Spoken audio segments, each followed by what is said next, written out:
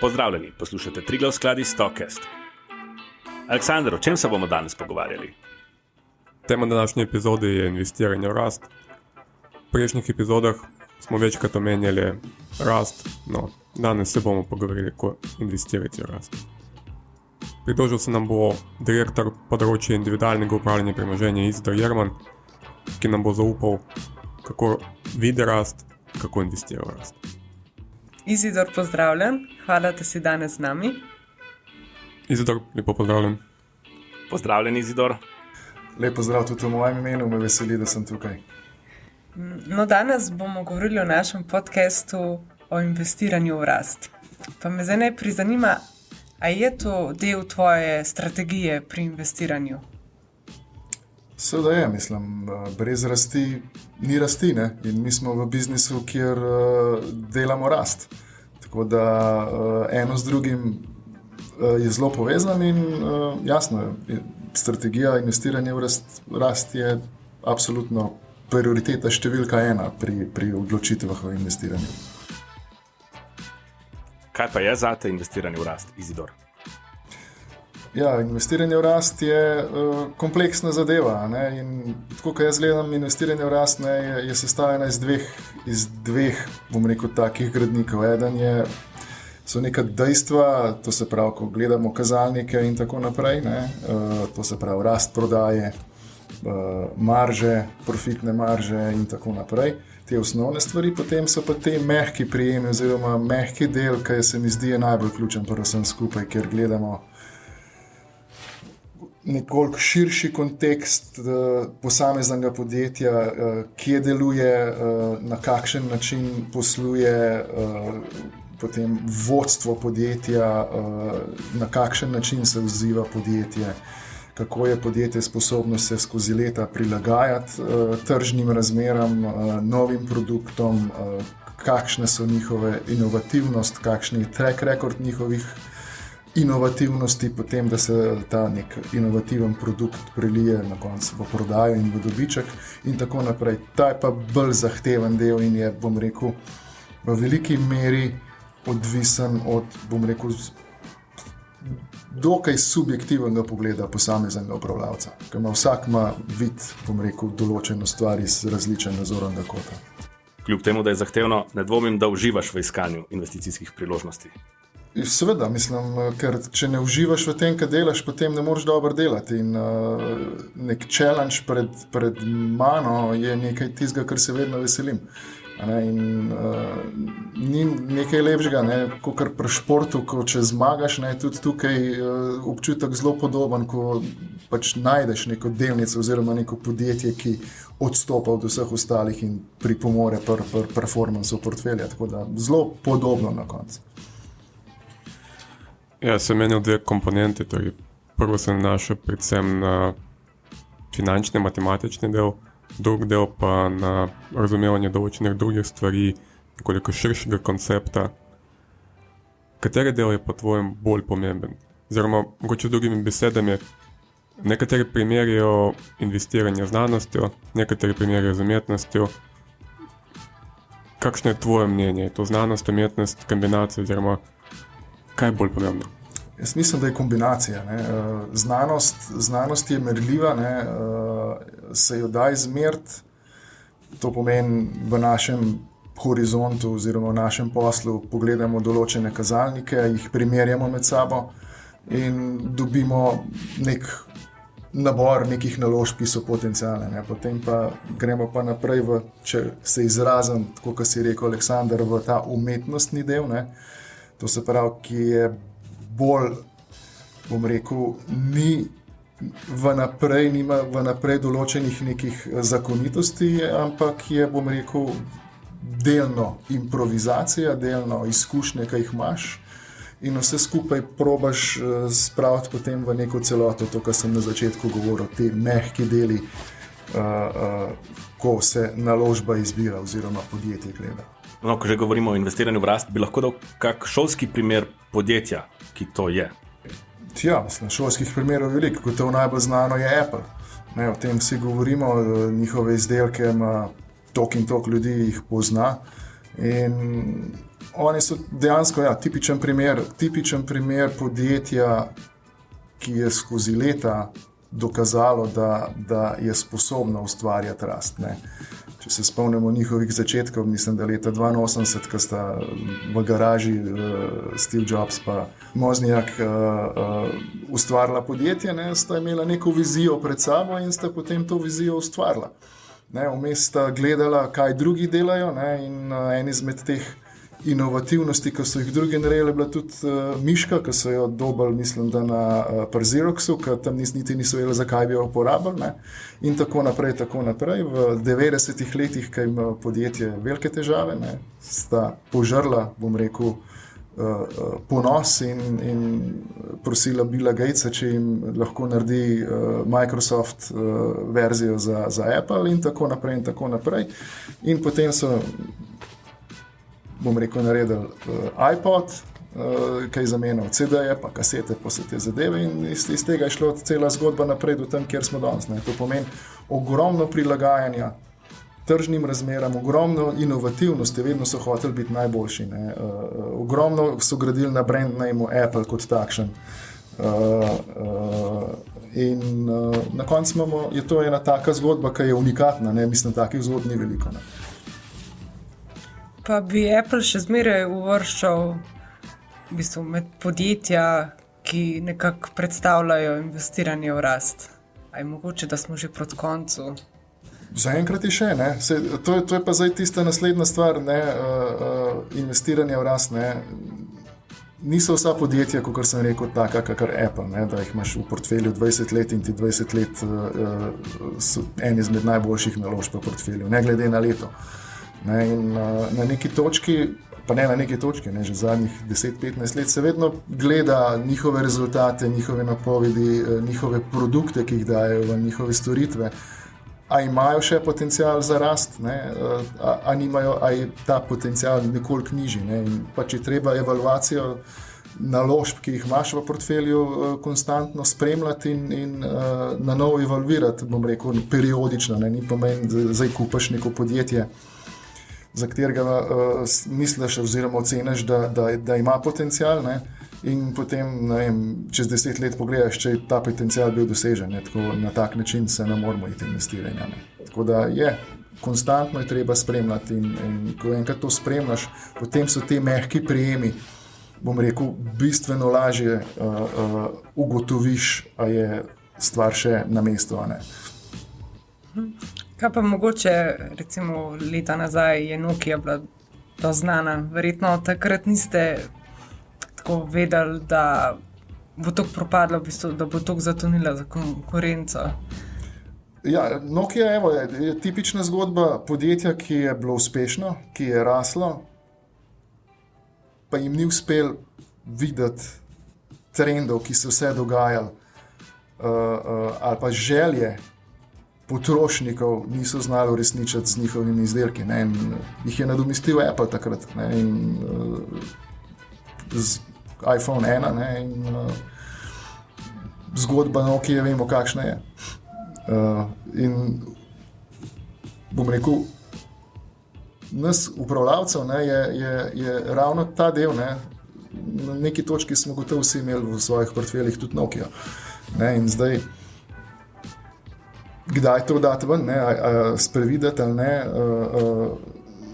njihovo odločitev pa njihovo smer je tudi nek del umetnosti, enako kot najdeti podjetje, ki bo raslo, potem tudi identificirati podjetje, ki ga imaš v portfelju, da mogoče ne bo več raslo.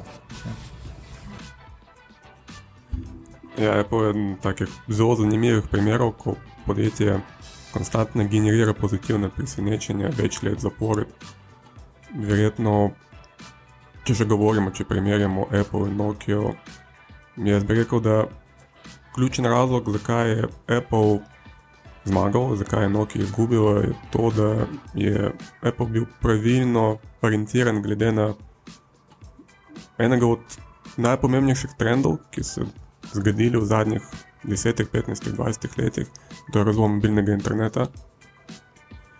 In z tega vidika se mi zdi pomembno, da mogoče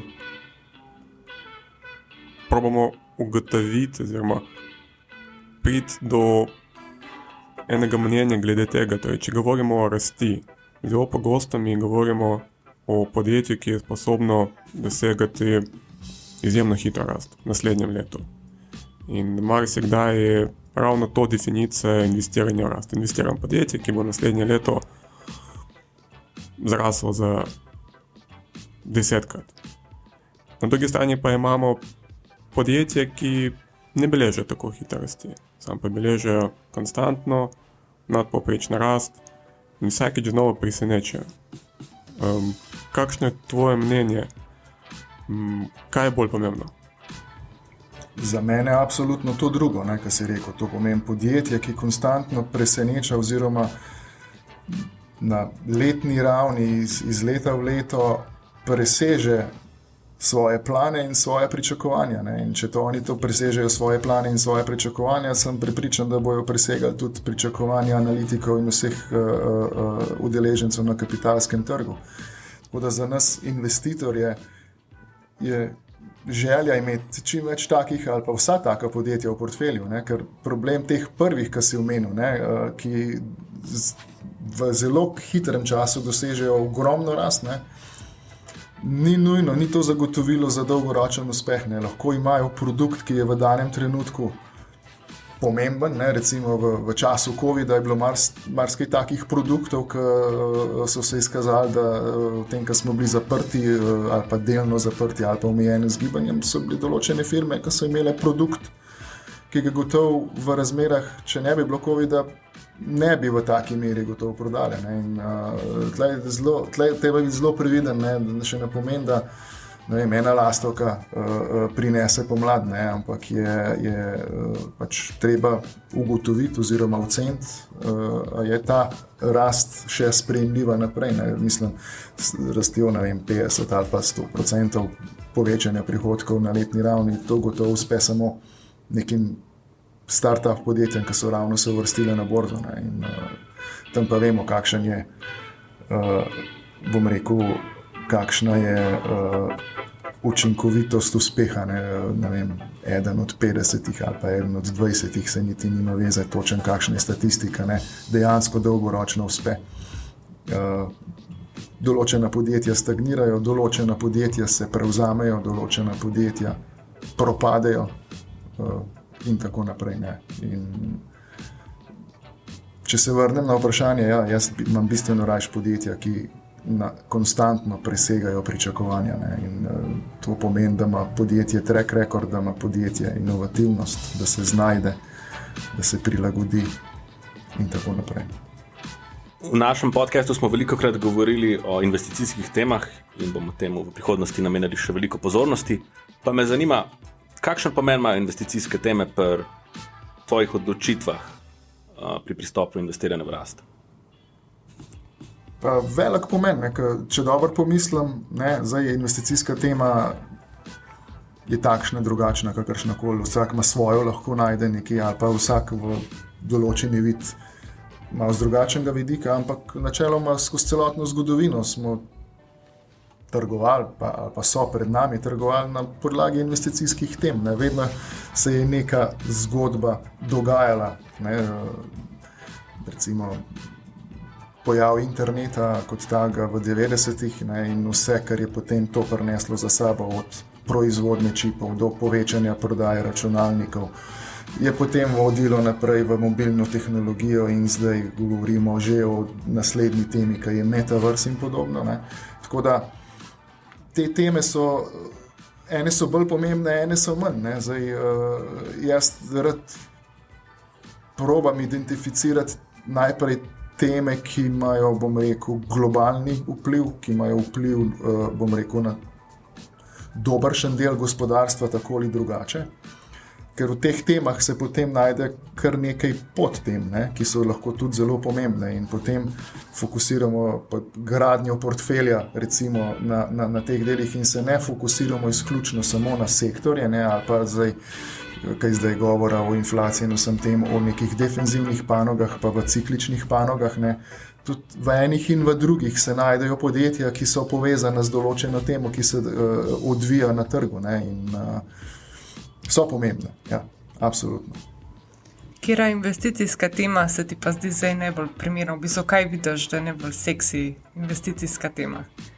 Ja, imaš seksi investicijske teme, ki imajo apel, bom rekel, do mladih mogoče, ali pa do trenutno, bom rekel, bolj na mladih, ki so na social media, pa na Redditu in podobnih zadevah.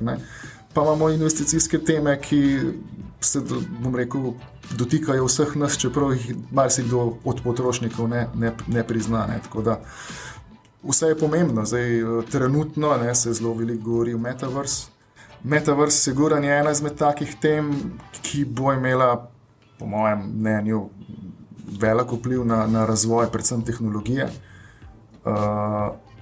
Na koncu itak vedno pridemo, kaj je bilo prej kura jajce, in v tem primeru pa bo pač tehnološka podjetja bodo z razvojem potrošniku ponudili neko rešitev. Zdaj, kakšna bo končna rešitev, noben ne ve še trenutno, ali bomo to gledali čez 3D očala ali na nek drugačen način, pač to se bo razvijalo naprej. Sigurno bo veliko investicij v to zgodbo, Saj mislim, da ste na vašem podcastu to že imeli eno temo, tako da ne bi preveč o tem. So pa še druge teme, ni samo se začne pa zaključi trenutno v Metaverse in vsem tem, kaj je seksi, oziroma zanimivo, inovativno. Jaz kot eno tematiko sigurno vidim, ko bo zelo pomembno v naslednjih 10 letih ali pa še več energetski prihod iz tega, kar imamo zdaj, na nekaj, kar hočemo imeti enkrat v prihodnosti, to se pravi v obnovljive vire energije in tako naprej. In to bo pa gotovo zadevalo več ali manj celotno gospodarstvo pa vse sektorje. Jaz mislim, da ko govorimo o investicijskih temah, je treba gledati na razumevanje investicijskih tem ne samo z vidika iskanja zanimivih investicijskih priložnosti, kakor tudi z vidika zniževanja potencialnega tveganja. Recimo si omenjal prihod v zeleno energetiko. Verjetno bo to pomenilo težave za določeno podjetje. In z tega vidika je izjemno pomembno razumeti, kaj se dogaja. Tudi, če na koncu ne najdemo zanimivih investicijskih priložnosti, je verjetno že dovolj, da nismo izpostavljeni tveganjem. Absolutno, to je pa druga stran kovanca, bom rekel, in investiranja v rast ali pa česarkoli. Če prepoznaš, zakaj neka tematika oziroma nek sklop dogajanj, ki se dogaja, bom rekel, na globalni ravni, v tem primeru, če identificiramo, kjera podjetja ali pa določeni podsektorji ali pa karkoli niso ustrezno prilagojeni na ta prihod ali pa na karkoli drugega, je to že veliko, da pač teh podjetij ne vključimo v svoj portfelj, oziroma ne iščemo nekaj, ker gotovo ne bomo nikoli najdeli. In potem, če se, bom rekel, zaciklaš v neko tako zgodbo, potem lahko iščeš na napačnem koncu rast, ki jo ne boš nikoli najdel. Zato je pomembno razumevanje tem. Ne samo, kaj boš investiral, tako kot si rekel, tudi da dobiš ali pa da identificiraš nekaj, v kaj ne boš investiral. Mogoče včasih še bolj pomembno kot una prva stvar. Če greva zdaj malo na profilu vlagatelja. Me zanima, a je investiranje v rast primerno za vsakega vlagatelja? Če ne, kaj pa bi lahko bilo še primerno, poleg investiranja v rast? Zdaj, če govorimo o kapitalskih trgih, jaz ne poznam vlagatelja, ki ne bi rad videl rasti. Mislim, da s tem namenom vsi investirajo. Imajo te želje in tudi če so njihove preference nekoliko bolj previdne pri izbiranju investicijske strategije oziroma naložbene politike, je še vedno zahtevana komponenta rasti, ker če komponente rasti ni, potem imamo denar na bančnem depozitu. Tako da v vsakem primeru je to treba iskati. In nuditi to možnost vlagatelju, da ko nam zaupa sredstva, da to možnost njemu uresničimo oziroma poiščemo komponento rasti. A bi se strinjal s trditvijo, da v primeru investiranja v rast dajemo večji pomen dolgoročnemu investicijskemu horizontu. Torej, mi razmišljamo o daljšem obdobju in tukaj se pojavlja večji prostor za negotovost. Torej, lažje je oceniti, kaj se bo zgodilo danes, težje je oceniti, kaj se bo zgodilo naslednji teden, izjemno težko pa je oceniti, kaj se bo zgodilo čez 10-15 let. Z tega vidika, misliš, da mogoče v primeru investiranja v rasti, ki temelji na koliko daljšem časovnem horizontu, ravno ta negotovost omogoča potencialno doseganje presežnih donosov z tega vidika, da se spuščamo v področje, ki je nepokrito, ki je nerazumljivo, ki je mogoče tvegano. In to omogoča, da se v portfelju pojavijo priložnosti, ki jih drugače težko sprejeti. Se strinjam, mislim, investiranje v rast pomeni dolgoročno investiranje, to je dejstvo. Kratkoročnih anomalij pa šumov na trgu je ogromno. Treba je vedeti, da trgi se na kratek rok, oziroma vlagatelji se na kratek rok obnašajo neracionalno. In skupek teh neracionalnosti, kakorkoli naredi nek dolgoročni trend, ampak če mi identificiramo, pa verjamemo, pa naredimo domačo nalogo, raziščemo vse te stvari, o katerih smo že govorili, plus še marsikaj drugega, potem je investiranje v rast, je investiranje na dolgi rok. Vmes, tako kaj je zdaj recimo, pa je malo višja inflacija, ali pa kaj je bil COVID, ali pa kaj je bilo karkoli drugega, vedno se nek pojav zgodi, ki negativno vpliva kratkoročno na vse skupaj. Takrat je najbolj pomembno, da mi kot upravljavci premoženja ostanemo trezni, ohranimo trezno glavo, ne pustimo emocijam, da prevladajo nad našimi investicijskimi odločitvami. Mogoče je takrat čas preveriti še enkrat naložbe v portfelju, a še zadostujejo našim kriterijem, ki smo jih izbrali, in tako naprej. In če ugotovimo, da je vse na mestu, gremo naprej s tem, kar imamo. Ker slej ko prej bo ta rast prišla. Vse pa strinjam, na drugi strani pa res, da vlagatelji pa so lahko bistveno bolj nepotrpežljivi. In zato je neka umetnost, se mi zdi, imeti portfelj konstruiran na tak način, da zasleduje dolgoročno rast, in do določene mere je omejen za neke, res ekstremne padce, takrat, ko se na trgu kaj resenega dogaja, predvsem v negativnem smislu. Tako da, kljub temu, predvsem za retail investitorje je pomemben neko uravnoteženje vsega tega. Kar pa še ne pomeni, da je potem v portfelju noter samo, izključno podjetja, ki nosijo ogromno dividendo in nič drugega.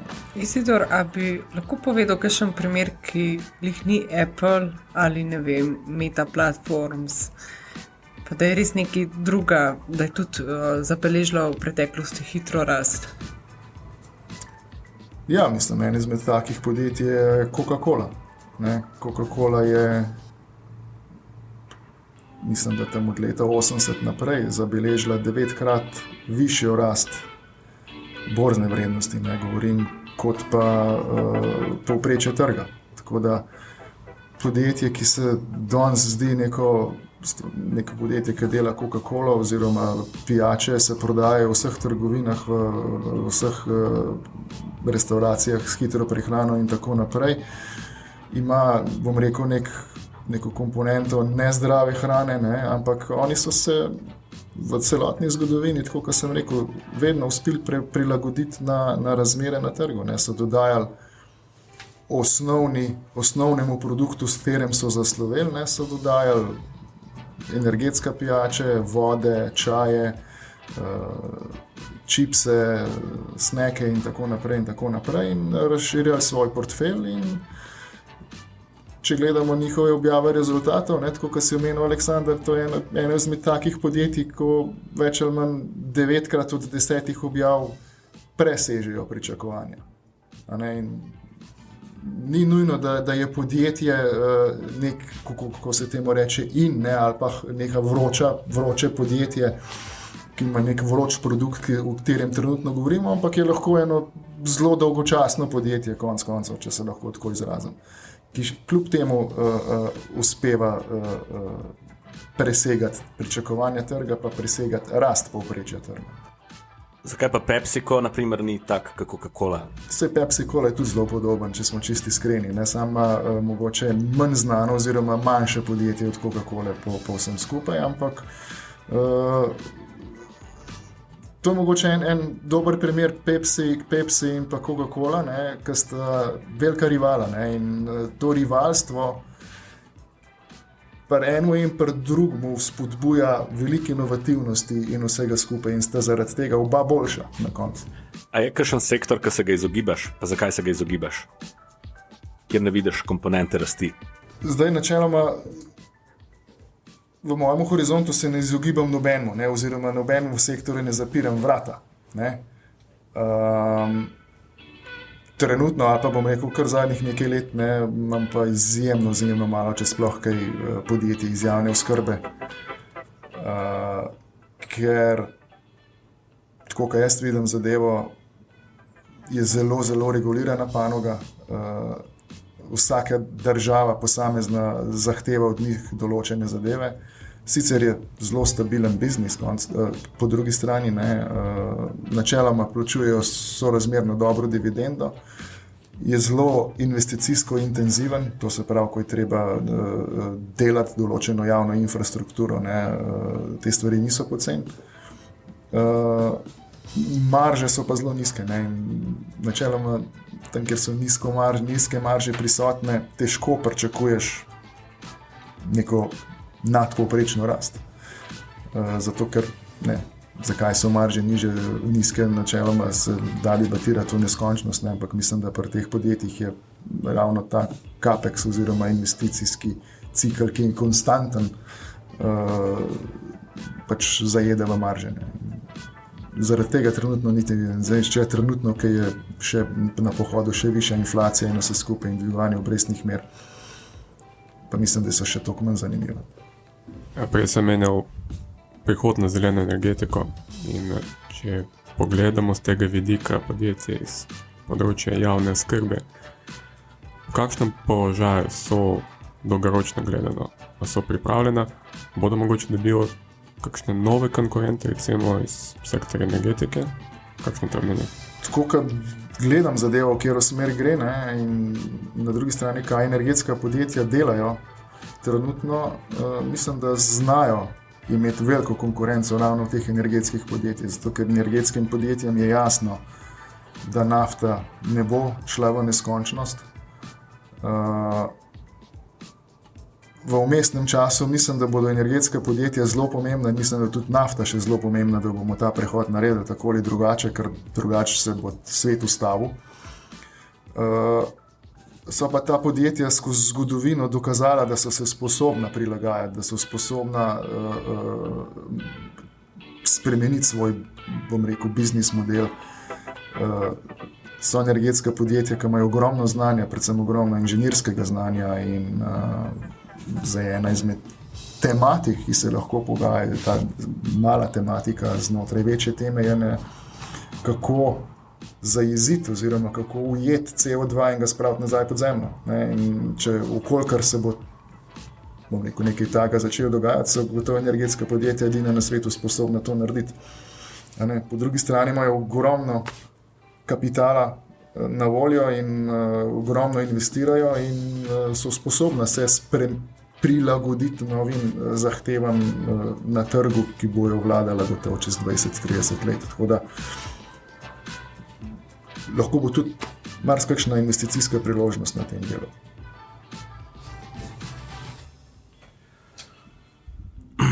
Zdaj pa me zanima še, kako ostali vidijo investiranje v rast, Klara, Aleksandar, kako vidita se popolnoma strinjata z Izidorjem, a imata še kakšno drugo mnenje? Jaz, če pomislim, se kar strinjam z Izidorjem. Sam, da bi jaz iskala mogoče manjša podjetja, ki imajo potencial, ne vem, kakšno novo tehnologijo, da razvijajo robotika, da bi kakšna taka tematska podjetja iskala. V to, kar jaz verjamem, da bo v prihodnosti bilo in. Ja, jaz načeloma vsekakor strinjam. Mi dva sva se že večkrat pogovarjala na to temo. Večino rasti kumulativne vrednosti kapitalskega trga predstavlja rast iz naslova manjšega števila podjetij, kar pomeni, da dolgoročno gledano, če si sposoben ugotoviti, katero bo to podjetje, potem je uspeh zagotovljen. Kar pa seveda temelji na predpostavki, da znaš ugotoviti, katero je to podjetje, kar pa najtežja možna naloga. Ja, drugače pa se strinjam, dolgoročni horizont, pomemben poudarek na presenečenje, na pozitivne presenečenje, na razumevanje tako dela, ki se nanaša na znanost, torej razumevanje finančnih modelov podjetij, konec koncev je to eden od ključnih elementov investiranja. Po drugi strani pa razvoj določenih drugih znanj, ki pomaga razumeti to drugo komponento, ki se jo izpostavil, torej produkte, kakovost vodstva podjetij, razvoj blagovne znamke, razvoj tehnologije. To je težje in mogoče z tega vidika je celo še bolj zanimivo področje. Tako da dolgoročno pozitivne presenečenje, velik poudarek na iskanje kakšnega alternativnega znanja. Matjaž, kako pa ti gledaš? Strinjam se z vsemi, ampak mi je tudi pomemben, naprimer, da podjetje da poudarek na svojo strategijo, da imajo nek dokument strategije, da je to približno tam okoli 5 let naprej. Oni pač sami lahko povejo, kam oni mislijo rastati, pa lahko to spremljam in tudi se zavedaš, kaj so tiste presenečenja. Ne? Če ne razumeš načrtov podjetja, pa strategije, pa presenečenja ne moreš meriti. Ne? Tako da ja, ponovadi tudi to, da imajo poudarek na strategiji, da je tam čim več številk, da je izmerljivo, da potem te stvari, ki jih napovedujejo v prihodnosti, pokažejo tudi v finančnih izkazih. Tako da pa si lahko malo manj prestrašen, naprimer, kaj je kakšna nihajnost, ker veš, da grejo v to pot, kakor so rekli, da plujejo v pravo smer in je lažje držati naložbo v portfelju. Tisto, kar je izmerljivo, vsi že znajo videti, ne? In to je že uračunano v ceni delnice. Tako da iskanje rasti je ravno tistem, ko sem govoril o mehkem delu, ki ni izmerljivo in tam ima pa vsak svoj pogled. In ključno pa vsem skupaj je, ne, sem se zdaj malo razmišljam, ne, je, da nemogoče je, da če imaš ti 40-50 vrednostnih papirjev v portfelju, da boš na vseh 40 ali pa 50 papirjih zadev v polno. Ne. In da se ti priznaš vmes, da si mogoče na enem papirju naredil napako, ne, to je ključnega pomena. Ne. To pomeni, da nisi emocionalno navezan na nek vrednostni papir iz vidika, bom rekel, uporabnosti nekega produkta. Ne. Zdaj, en se rad hodi s Porschejem, en se rad z Audijem, en se rad s Fiatom. Ne. Zdaj, napomeni, da zdaj zaradi tega, ker je te Audi všeč na vsak način imel delnice Volkswagena noter, ne, če vidiš, da je stvari dobro nadelajo. Ali obratno, nima veze. Hočem to reči, ne, da te emocije daš ven in spoznaš, ok, vidiš, mislil sem, da bo izgledali, bo tako, kot je izgledal, ne, na koncu se je izkazalo po 2-3 letih ali pa 5 letih, da tako, kot si omenil, Matjaž, ne, ko so v strategiji nekaj zapisali, pa potem tega niso izvedli, rečeš, ok, bomo pač najdel nekaj drugega. Mislim, da je to ključno pa vsem skupaj. Ker če ti ustrajaš potem na neki naložbi, ne, potem verjameš, da je ta naložba dobra, čeprav vsi okrog tebe vidijo, da ni mogoče dobra, ne. Dokupuješ to naložbo, na koncu se ti pa zgodi zgodba Nokia.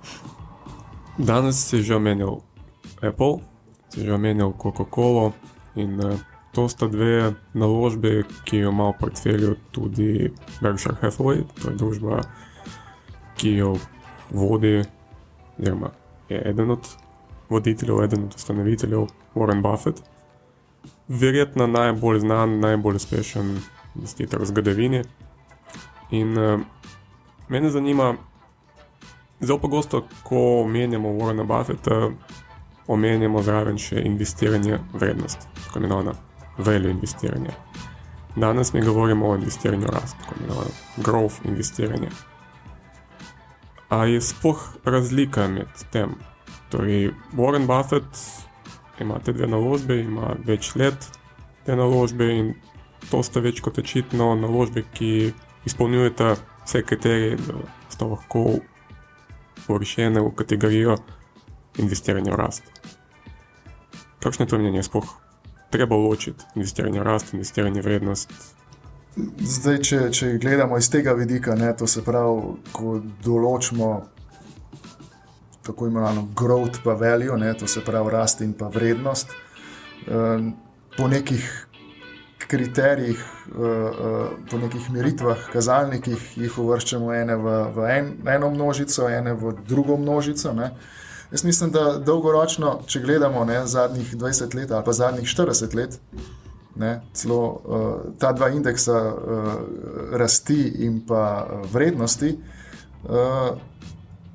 je od leta 1980 do začetka letošnjega leta ni bilo razlike v donosnosti, v 40 letih. Mislim, da je 0,03 ali 0,04 odstotne točke na letni ravni razlike med enim in pa med drugim. Vmes so imeli kratkoročno ali pa v obdobja 3, 4, 5 let, ko je bil nek indeks boljši od drugega, tako da moje mnenje je, da ni to najbolj pomembno. Jaz mislim, da se rast najde v vseh delnicah, in tako, ko jaz gledam na delnice, govorimo o dobrih in pa manj dobrih podjetjih. In imamo in ene in druge v obeh teh indeksih, recimo, vse potem imamo še indekse momenta in vsega tega naprej. Tako da ključno je, da je podjetje dobro, da zna od vodenja do bilance, do vsega, ki spada zraven, da je na pravem mestu, da dela prave odločitve. In potem v tem primeru tudi podjetja, ki imajo, bom rekel, pridevnik vrednosti, so lahko tudi podjetja, ki imajo nadpovprečno rast. Ni nujno, da trgujejo, da so konstantno na nekih visokih kazalnikih, če izključno gledamo po kazalnikih, ki za mene niso odločilna komponenta pri odločanju ali pa pri določanju, kaj je podjetje, ki raste in kaj je podjetje, ki ima v navednicah vrednost. Tako da mislim, da je lahko zelo boleče izključno samo na podlagi tega, bom rekel, se odločati o investicijah. Veselje nam je bilo, da si bil naš gost. Hvala, Izidor. Hvala lepa, moram priznati, da jaz vedno uživam, ko poslušam ljudi, ki imajo izkušnje in ki iščejo rast. Se mi zdi, da je to izjemno zanimivo področje. Hvala lepa. Tudi vam hvala za povabilo, mi je bilo veselje. Mimogrede, podcast, ki ga poslušate, oziroma ste ga poslušali, je informativne narave in ne predstavlja investicijskega priporočila oziroma investicijskega svetovanja. Je splošne narave in ne more upoštevati investicijskih ciljev, finančne situacije in potreb posameznega poslušalca.